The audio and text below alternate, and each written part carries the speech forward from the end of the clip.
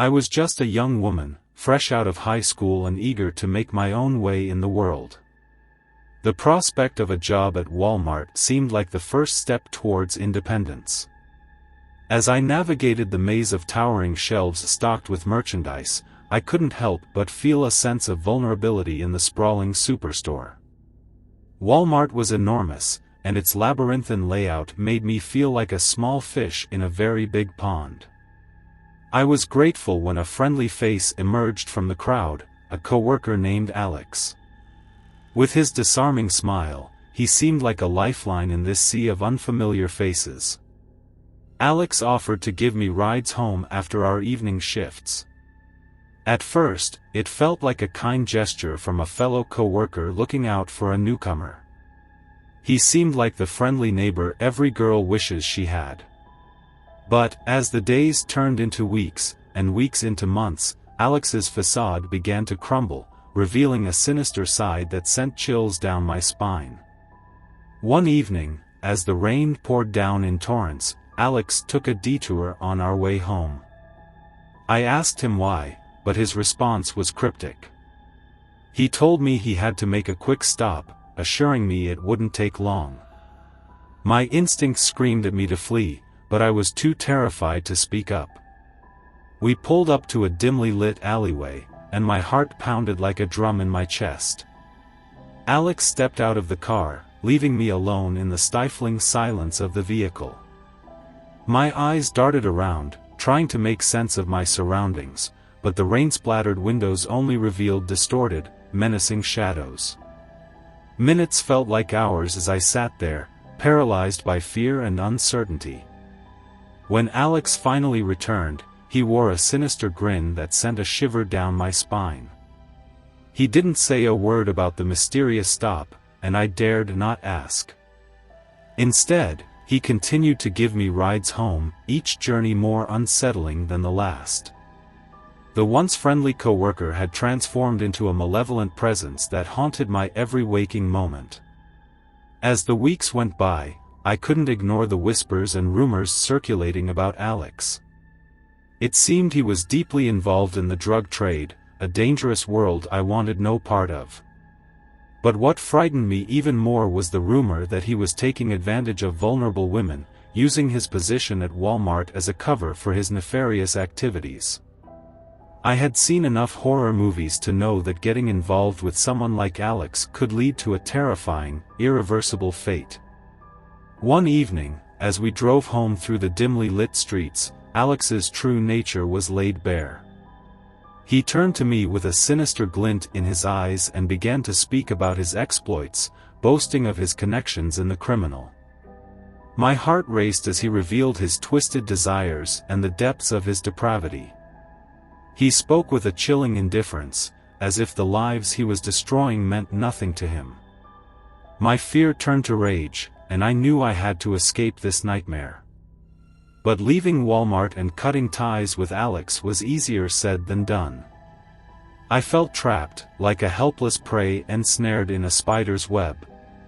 I couldn't confide in my coworkers, as many of them seemed to be under Alex's sinister influence.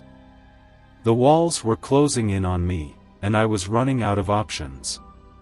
Finally, one fateful night, I mustered the courage to quit my job at Walmart. I couldn't take it any longer. I had to break free from the suffocating grip of fear that Alex had on me. I knew it was a risky move, as he would surely be angered by my decision, but I had to prioritize my safety above all else. As I handed in my resignation, I could feel Alex's eyes burning into the back of my head. He didn't say a word, but his malevolent presence hung in the air like a storm cloud ready to unleash its fury. I rushed out of the store, heart pounding, and vowed never to return. Breaking free from Walmart was just the first step. I severed all connections with Alex, changed my phone number, and moved to a different part of town. The fear that had consumed me for so long began to dissipate, replaced by a sense of liberation and empowerment. I had escaped the clutches of a man who embodied the very essence of evil. Looking back, I realize that my harrowing experience serves as a cautionary tale about personal safety and the importance of standing up against inappropriate behavior. It's a reminder that we must always trust our instincts and never allow ourselves to be trapped in a nightmare of someone else's making. I emerged from that dark chapter of my life stronger and wiser, with a newfound determination to protect myself and others from the lurking shadows that can so easily consume us.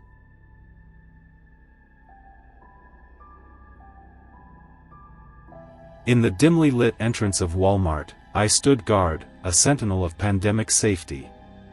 The air was thick with an eerie tension, and the buzzing fluorescent lights overhead cast long, eerie shadows that danced ominously on the floor.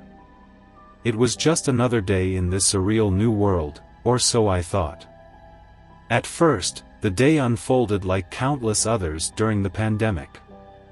Shoppers filed in, most with resigned expressions, adjusting their masks as they entered the store. My eyes, my only visible feature beneath my mask, met theirs, conveying a silent message of unity in our shared struggle. But then, as if summoned by the unsettling ambience, trouble approached. She emerged from the sea of masked faces, a woman whose eyes blazed with defiance and whose voice carried the sharp edge of frustration. She wasn't wearing a mask, and her refusal to comply was as palpable as the tension in the air. She ranted about personal freedom and government overreach, and I did my best to remain calm, to reason with her. But her words were like sparks igniting an already volatile atmosphere. Her tirade grew louder, more aggressive, and her gestures more frantic.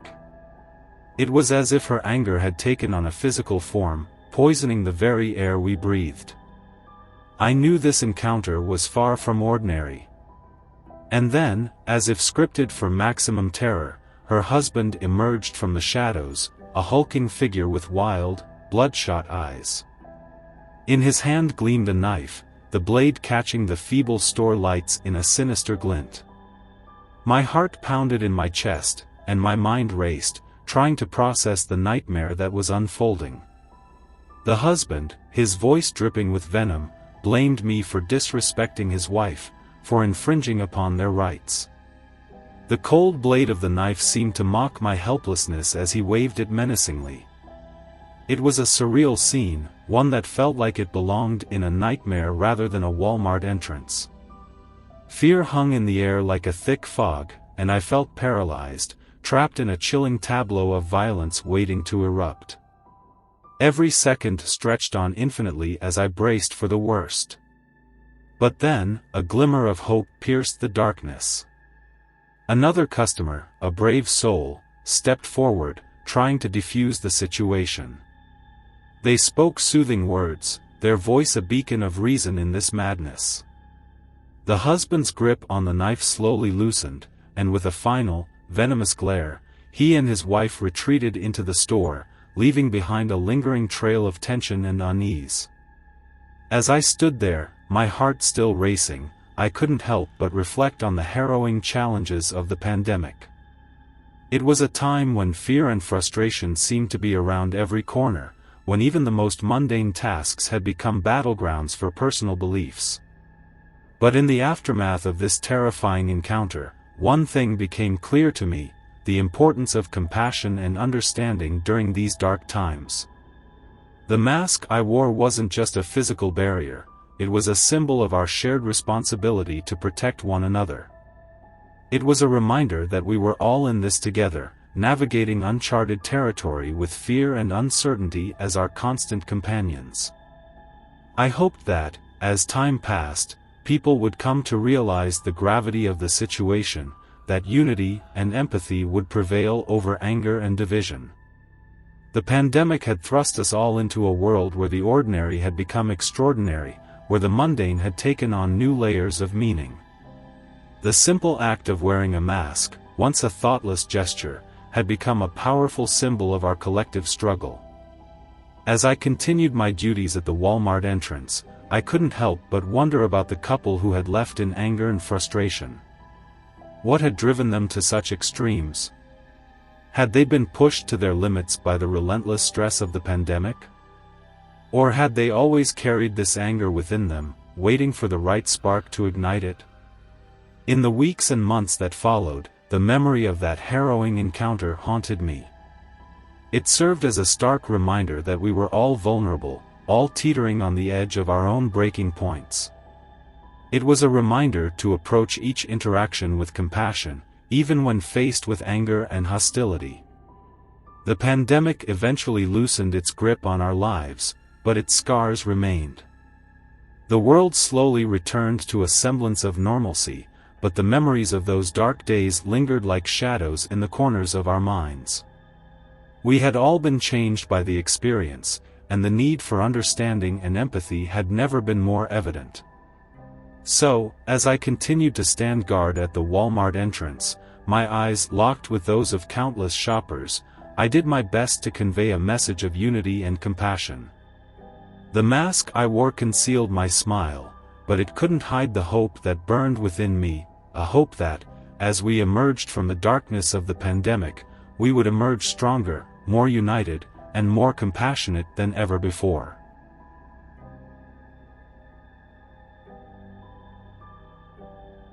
I used to work at Walmart, a place far from my dream job, but it wasn't too bad most of the time. My shifts often extended well past closing time, as I was tasked with organizing products in the back room and restocking the shelves. At the time of this unsettling story, I had been an employee for about 6 months, and the store felt like a familiar second home. It was a quiet weeknight, and the clock had just struck midnight when I found myself in the back room, knee-deep in merchandise. The rhythmic sound of my footsteps on the linoleum floor and the occasional beep from the barcode scanner were the only companions I had. That is until an unexpected disturbance shattered the silence. A loud, inexplicable thud reverberated through the back room, making my heart skip a beat. My head whipped around, trying to pinpoint the source of the noise. I couldn't see anything amiss. Panic clawed at the edges of my composure. I wasn't expecting anyone else back here, and the thought of being alone in the back room with an unknown intruder sent shivers down my spine. I reluctantly resumed my duties, but my senses were on high alert. I couldn't shake the feeling that I was being watched, that someone was hiding amongst the towering shelves of products. My hands trembled as I gathered items to replenish the shelves on the sales floor. Time seemed to crawl as I navigated the labyrinthine aisles, my footsteps echoing in the cavernous space. 15 minutes later, the ominous thud returned, once again shattering the silence. My heart raced, and I froze in place. I knew I had to investigate this time. With trepidation, I ventured towards the source of the noise, my eyes darting around the dimly lit room. Countless shelves and an array of equipment provided ample hiding places, and I couldn't ignore the possibility of an intruder. I swallowed hard and took another step, moving cautiously. Then, the sound came again, sharp and sudden. I called out, "Who's there?" But my voice faltered in the eerie silence that followed. There was no response, and the realization that I was alone in this unsettling situation was profoundly unnerving. I couldn't just stand there, paralyzed by fear.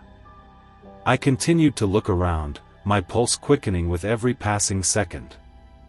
Was it an elaborate prank or something more sinister? The uncertainty gnawed at me.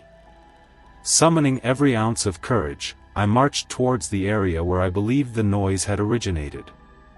But when I arrived, I found nothing out of the ordinary. My search was futile, and I was left questioning whether I had even been in the right spot to begin with. My mind played tricks on me as paranoia settled in. I decided to return to my work, hoping that the strange disturbances would cease. My unease lingered, though, making each passing minute feel like an eternity. I continued stocking the shelves, my ears straining for any signs of another disturbance, but the room remained eerily quiet. As the night wore on, I couldn't shake the feeling of being watched. I glanced over my shoulder multiple times, but there was no one in sight. The back room, once a place of familiarity, had transformed into a sinister labyrinth where anything could be lurking in the shadows. I managed to complete my tasks, albeit with trembling hands, and eventually left the back room for the sales floor. The unsettling events in the back room left me on edge, but at least I was surrounded by the well-lit and bustling aisles of the store. Hours passed, and it was nearing 2 o'clock in the morning when I was once again called back to the dreaded back room. I had little choice but to return to the same area that had haunted my night. Fear clung to me like a second skin, and my sense of dread intensified. As I entered the back room, the desolation and darkness weighed heavily on me. It was as if the room had absorbed my earlier fear and was now exuding it. I had been back there for no more than 10 minutes when the noise returned, louder and more jarring than before. This time, I didn't hesitate. I jumped to my feet, driven by a newfound determination to uncover the source of these disturbing disturbances. "Who's doing that?" I shouted as I sprinted towards the direction from which the noise had come. My heart raced, and a chill ran down my spine. Yet, as I drew closer to the area, I found myself lost amidst the countless aisles of shelves. The room seemed to stretch endlessly, and there was no clear indication of where the sound had originated. Panic bubbled up inside me as I frantically scanned the surroundings. Desperation compelled me to venture into one of the narrow aisles tucked away in the shadows. I moved cautiously, my footsteps barely making a sound. And then, just as I was beginning to lose hope, I heard it, a whisper. A barely audible "hey" emanated from the next aisle over. My blood ran cold, and my breath hitched in my throat. I had heard it. Someone was there, hiding nearby. My instincts took over, and without a second thought, I bolted out of the aisle and raced back to the sales floor, my heart pounding in my chest. I found the nearest Walmart employee, my face undoubtedly a mask of terror. They immediately recognized something was amiss and asked me what had happened. With shaky words, I recounted the bizarre events that had unfolded in the back room. Together, we summoned the courage to return to the back room, determined to uncover the truth. The presence of another person gave me a glimmer of reassurance, but we scoured the area and found nothing amiss. No more noises, no hidden intruders, just the unsettling stillness. The rest of my shift passed in a state of fear and anxiety. The mysterious incidents had shaken me to my core, and I couldn't help but constantly glance over my shoulder, half expecting another disturbance. Thankfully, the night concluded without further incidents, but my sense of unease lingered. In the days that followed, I couldn't stop thinking about what had transpired. Who had been hiding in the back room, and for what purpose? The uncertainty gnawed at me, eroding my sense of security in a place that had once been familiar. While this unsettling experience wasn't the sole reason I eventually quit my job at Walmart, it undeniably played a role in my decision. Working in an environment where I no longer felt safe was not an option. I sought new opportunities, hoping to leave behind the eerie events that had haunted my nights at the store. Looking back, I may never know the true identity or motives of the person who had lurked in the shadows that night. Whether it was a misguided prankster or something more sinister, the memory of that night still sends shivers down my spine. My time at Walmart had been anything but ordinary, leaving me with an unsettling story that I would carry with me for years to come.